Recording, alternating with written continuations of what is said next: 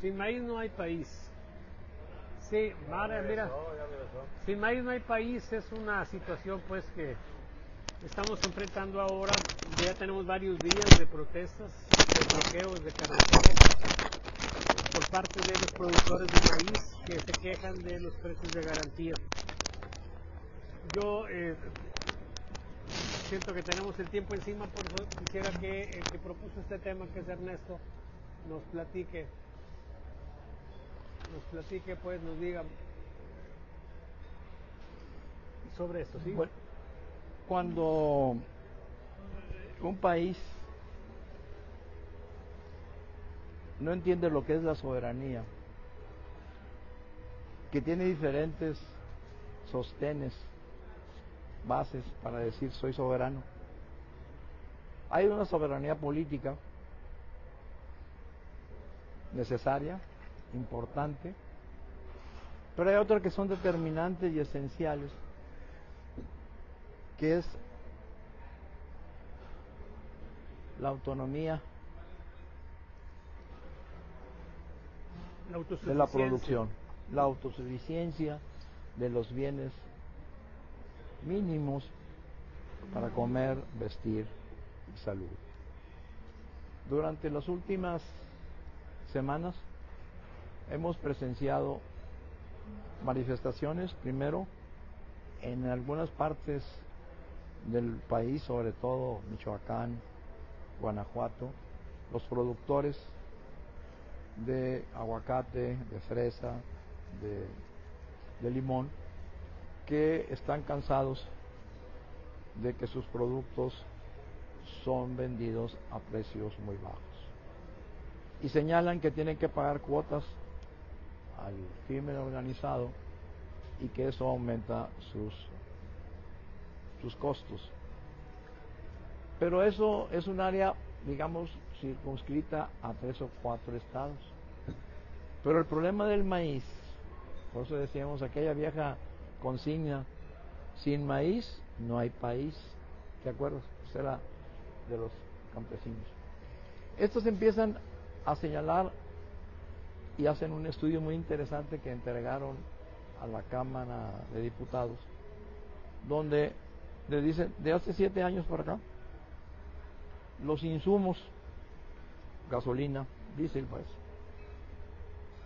tractores, pesa de tractores, las semillas, han subido en promedio un 760%. Y a nosotros, de esos 7 años, nos has aumentado algo así como el 8%. La disparidad entre el precio que te cuesta producirlo y al cómo te lo compran, estás fuera del mercado. Vas a tronar.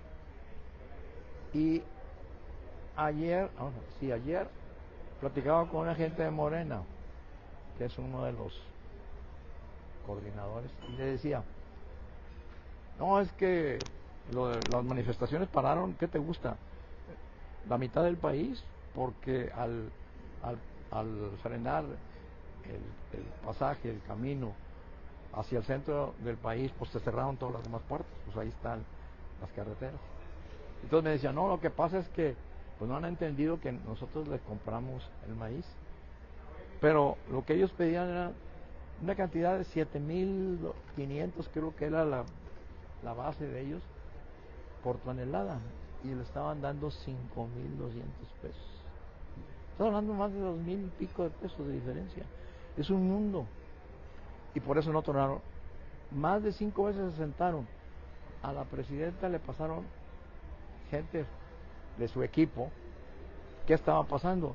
Y no se aplicó hasta que la bronca no le llegó a los tamaños que visualizamos la semana antepasada. Todo el país parado. Cuando pararon todas las carreteras que llevan a la Ciudad de México, al Estado de México, fue cuando empezó a reaccionar y pidió a la Secretaría de Gobernación que iniciara el proceso. ¿Y qué hizo la Secretaría de Gobernación? Pues tronó el asunto al grado de que se hizo un zafarrancho ahí y no hay capacidad de diálogo ni de intención para resolver un problema que es fundamental para el país. Si no tienes maíz, no hay país. Ahora, no es el único.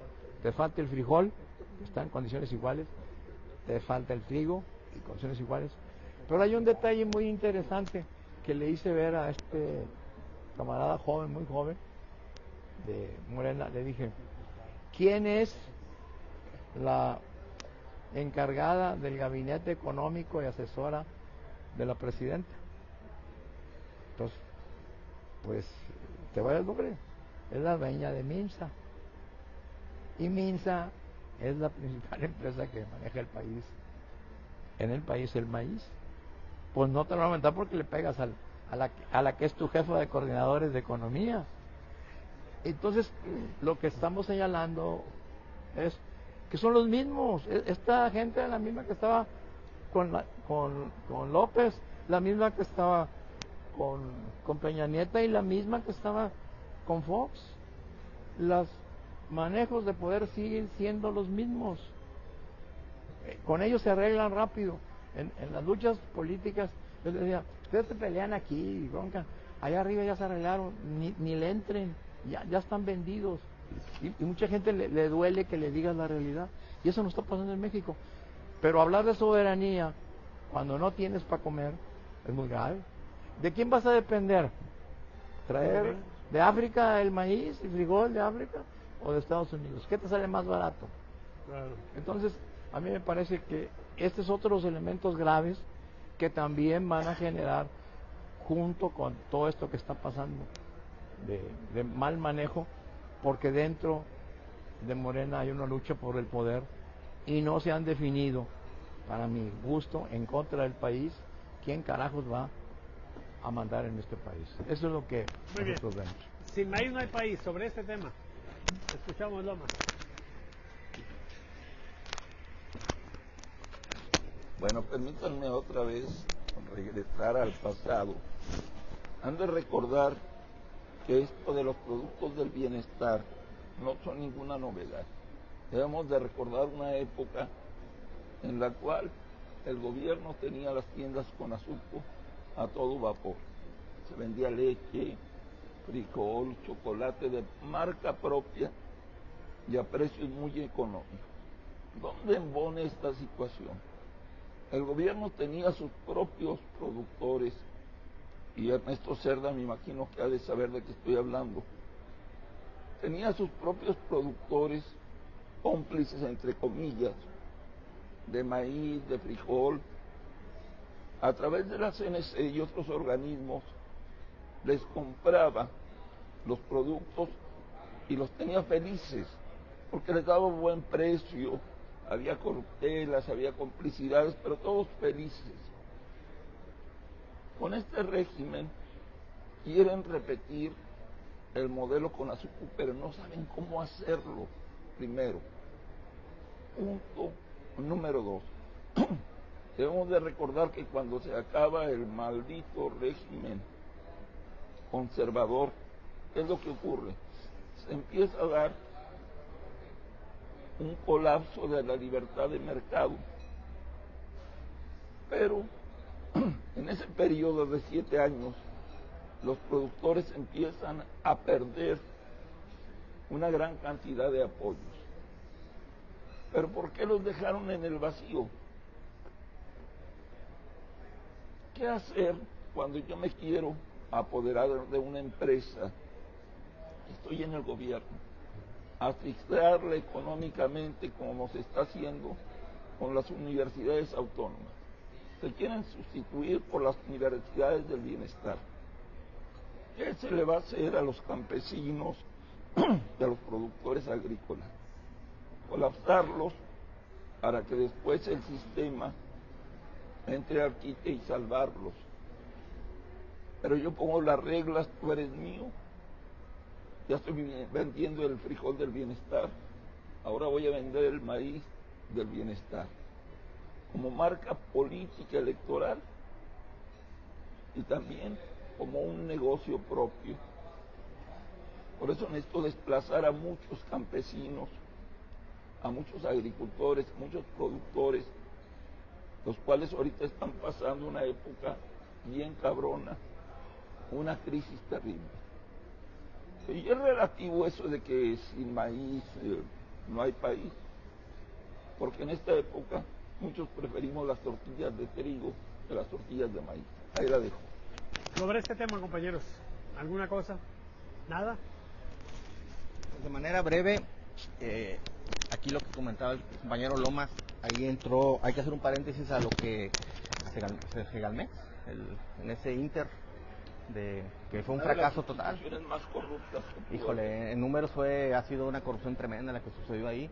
Y también aprovechando que tenemos aquí a un contador en cuestión de lo que él comentaba de subsidios, se fueron apagando lo que le llaman los introductores, ¿no? El sector primario, pesca, ganadería, agricultura. Los subsidios se fueron apagando poco a poco y ahorita no sé cuánto sea, yo pienso que es menos del 50% en números, y ha estado colapsando el sistema, bueno, la parte agricultor, ¿no? Macroempresarios, tan solo el hecho de que la tortilla, ¿no? La autosuficiencia que comentan también, la vamos a tener o no. Aquí lo importante es saber en qué momento, porque vamos destinados para allá. Yo creo que sí lo vamos a llegar a ver. Una muy particular punto de vista. Y pues a ver qué sucede a corto plazo con las manifestaciones que se están dando de parte de los agricultores. Porque insisto, son agricultores micro y macro. Entonces entran mucho, está muy complejo el tema y es la parte pues, medular, ¿no? El maíz en México. 2 minutos para una breve observación. Adelante.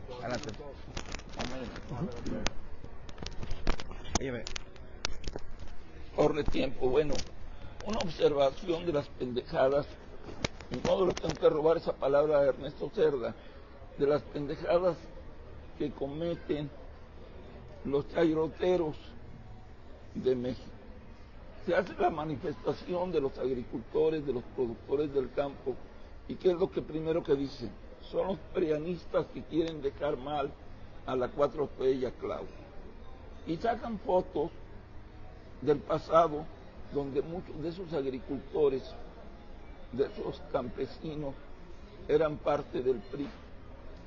Porque debemos de recordar que una época en que existió la CNC, existió la UNTA, y la mayoría de ellos pues voluntariamente a huevo estaban con el PRI, y ahora también se les quiere descalificar.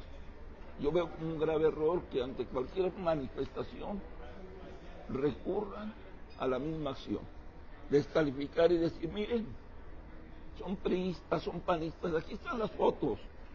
Y no solo eso, yo no sé con qué cara los critican porque traen una camioneta último modelo, cuando Noroña se compró una casa de 12 millones de pesos, o cuando el hijo de López Obrador se compró un cuadro carísimo sin ser empresario y sin haber trabajado, y ahora se dice, no, ¿cómo se atreven a descalificar a la Cuarta Transformación? Miren nada más la camioneta en la que ellos andan. Hacen grandes incongruencias, ahí la dejo. Muy bien. Compañeros y amigos. No, yo prefiero no hacer lo que hizo Click. Ahorita le digo que Ok. el bateador de Toronto. Sí, tu ¿Me bateo. ha dejado punchar? Era mejor, ¿no? Era mejor. Compañeros y amigos, ha sido un placer. Más sobre el tema.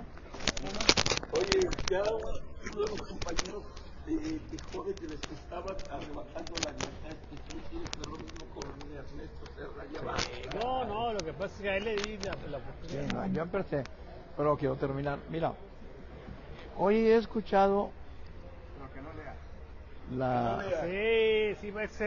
Se pierde la conexión. Si te sabes el tema, lo puedes platicar. Lo que pasa es que como son frases de gente que yo no me gusta cambiarla. No me lo voy a aprender de memoria. Lo que te quería comentar. No, y traigo datos estadísticos que no los voy a aprender. Las toneladas de maíz producidas, el Muy manejo bien. de... Yo lo que te quiero decir es que se les olvida, ya haciendo una síntesis, se les olvida la necesidad que se tiene de de ver con tranquilidad y con racionalidad lo que está pasando en el país. ¿Cuántos años duró? ¿Te acuerdas que cuando estábamos por allá, si tú no eras del PRI, eras reaccionario? ¿Te acuerdas? Claro. Era reaccionario o comunista. En esta clasificación tan antigua, te sirve, era una manera de descalificar, ¿te acuerdas? No, es un reaccionario. Y los otros te decían, no, es un priista o es un gobernista. Creo que van a seguir utilizándolo de esta manera, es parte de la forma del manejo político. Y mientras les dé resultado calificar a alguna persona con un epíteto, lo van a seguir haciendo. A mí me parece ahora que en el caso del maíz, mucha gente habla del norte, pero ya para el sur, váyase para allá las cosas de trigo son muy caras. No sé si la gente que vive por allá sabe que es más caro el trigo y las cosas de pan en el sur que acá. Acá en el norte la gente está más dada por Estados Unidos al trigo, pero no es todo el país. O sea, se engañan quien piensan porque tienen muy limitada su visión de lo que es el norte, y sobre todo Nuevo León es otra cosa. Entonces a mí me parece que pierden visión periférica de lo que está pasando en el país, y muchos de los líderes se pierden porque creen que Monterrey es todo. No, arráncate salte de aquí, hombre, vete a Ramberry, vete a Galeana, vete a Ejido Tepehuaje, no saben ni dónde queda, y la mayoría de la gente ni idea tiene de qué es el Ejido Tepehuaje. Y hay verdaderos problemas. Por ejemplo, cuando hicimos la bronca de la Yancual, ¿sabías que en el área esta de los Ramones, los Herrera, el 27% del frijol que se consume en el área metropolitana sale de ahí? Yo no lo sabía hasta que me metí ahí y dije, y tú vas a esos lugares y están sembrando por goteo. Es otro mundo. Haz de cuenta que pasas de aquí para allá, como cuando pasa a McAllen, ya es todo verde. Ay, no, ya me metí a otro país. Eso es lo que no nos ha podido caer a los mexicanos, la necesidad de dar entrada y capacitar. Lo que hablaba este hombre era el precio de garantía del maíz en Conasupo. Yo le hice una auditoría a Conasupo, por eso sé que estoy hablando. Te daban un precio al maíz, y si tú te caía una helada, te caía una inundación, te pagaban la cantidad que perdiste, y eso se dejó de hacer. Entonces me parece que falta mucho por rescatar el campo del país. Ahí está, creo yo, una de las soluciones, que si esta presidenta le entiende y se mete a eso, va a ganar muchísimos votos, porque es gente muy dada a ser solidaria con quien te ayuda. Normalmente yo lo viví, porque había gente que yo ni conocía y me abrían sus puertas de su casa cuando hace el Yancual, y es gente que es así, muy, muy derecha, y trata de congraciarte contigo. Y yo creo que si la presidenta entiende la necesidad de apoyarlos, no solamente con seguridad, sino con elementos de áperos, de labranza, buenos créditos, y comprarles la producción, o tener un seguro para que si pierden, porque así sucede en la tierra, se puede o no, creo que estaría intentando arreglar algo de los múltiples problemas que tiene el país.